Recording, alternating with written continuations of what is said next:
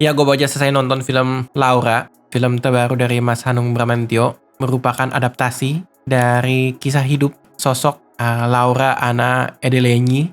Dia ini adalah seorang selebgram atau influencer ya, atau internet celebrity yang mengalami kecelakaan tragis yang mengakibatkan dia tuh lumpuh atau kena spinal cord injury, tapi dia tetap berjuang untuk terus hidup, dan perjuangannya inilah yang diceritakan di dalam film gitu. Gue pengen bahas ya di dalam video ini. Secara umum, gue suka sama hasil adaptasinya.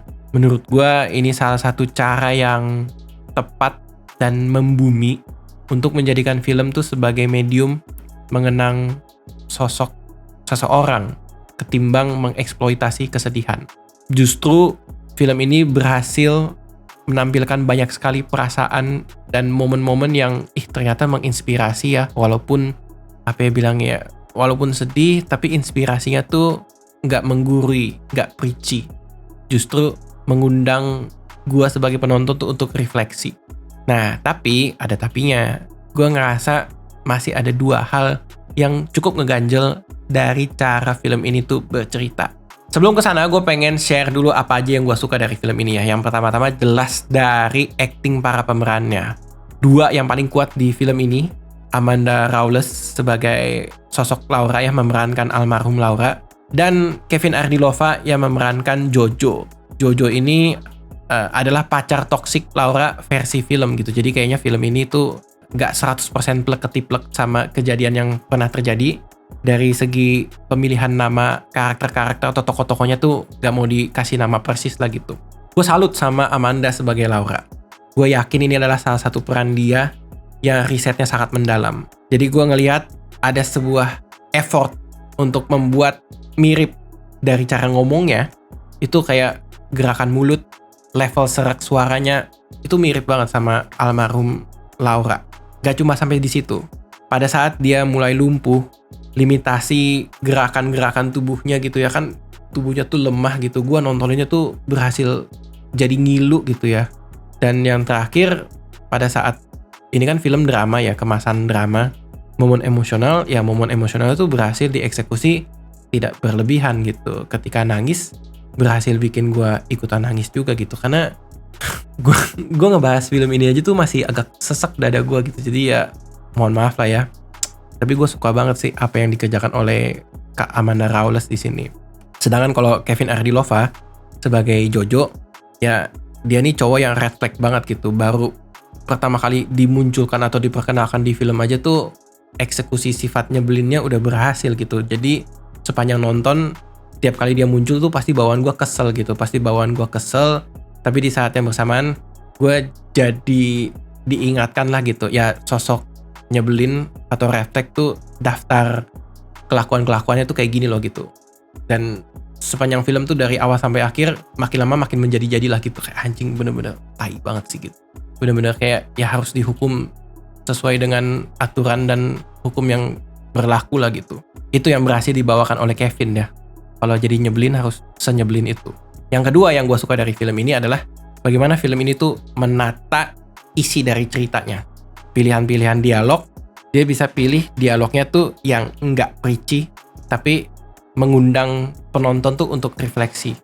Buat gua, yang notabene udah bukan umur remaja lagi, melihat apa yang dialami oleh Laura versi film ini, justru bikin gua ingat lagi atau mikir lah, ternyata tuh remaja kelakuannya tuh bisa begini ya gitu. Walaupun dia korban, tapi ada sifat-sifat jelek gitu, tanda kutip ya.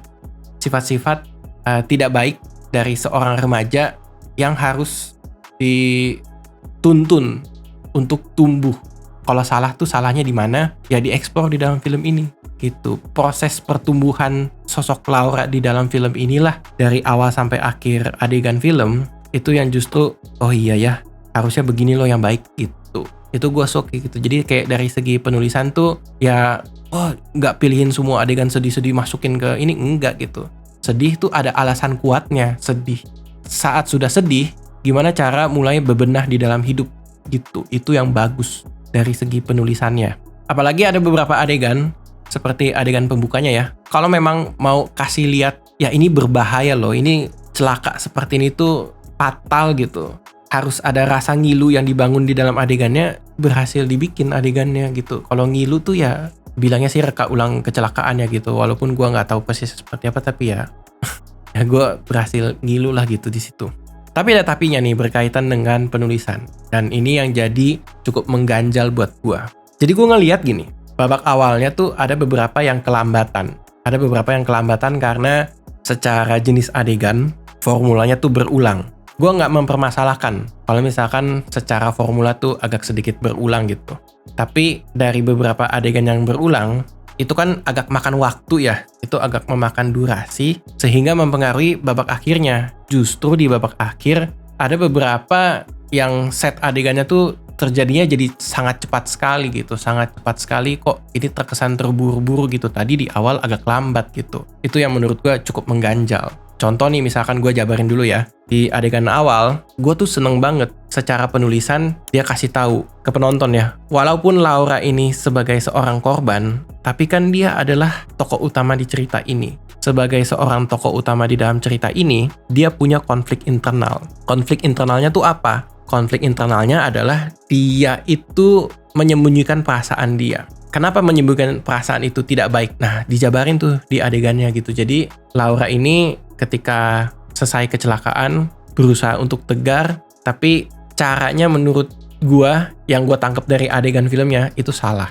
Dia mulai ketemu sama orang-orang terdekat dan kepercayaannya, ibunya, teman-temannya, atau kakaknya yang bernama Irene. Nah, di sini nih baru nih mulai ada development. Itu yang gua suka. Nah, setelahnya dia ketika ketemu sama si Jojo nih, pacar versi film ya, sifat jeleknya Jojo tuh mulai keluar satu persatu. Evidence-nya tuh ada di situ. Dan dia mulai bergesekan lah atau semakin berkonflik dengan Laura. Formula ceritanya agak berulang nih, 3 poin ini gitu. Jadi 1, 2, 3, 1, 2, 3, 1, 2, 3. Sampai di pengulangan yang keberapa gitu. Jadi formulanya tuh ngulang, tapi konten adegannya yang berbeda. Gue tuh seneng. Di pengulangan keberapa tuh gue udah yakin. Oke, konflik internalnya Laura berkaitan dengan nyembunyiin perasaannya tuh seperti ini loh. Tapi begitu masuk ke pengulangan keempat, kelima, keenam, dan seterusnya, kok jadi agak draggy. Nah, ketika draggy, gue bandingin sama adegan yang di akhir, di babak akhir nih. Ada satu adegan, menurut gue mungkin intensinya tuh menggambarkan momen penting di dalam hidupnya Laura gitu. Berkaitan dengan pengambilan keputusan lah. Tapi sayangnya pengambilan keputusan ini tuh plantingan di awalnya tuh kayak jarang sekali dibahas atau bahkan gak ada sama sekali gitu. Jadi ketika muncul, kok ini dadakan banget nih.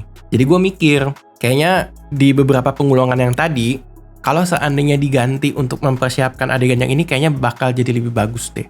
Itu menurut gue ya. Bukti lainnya adalah di menjelang akhir ada adegan, ya katakanlah persidangan gitu.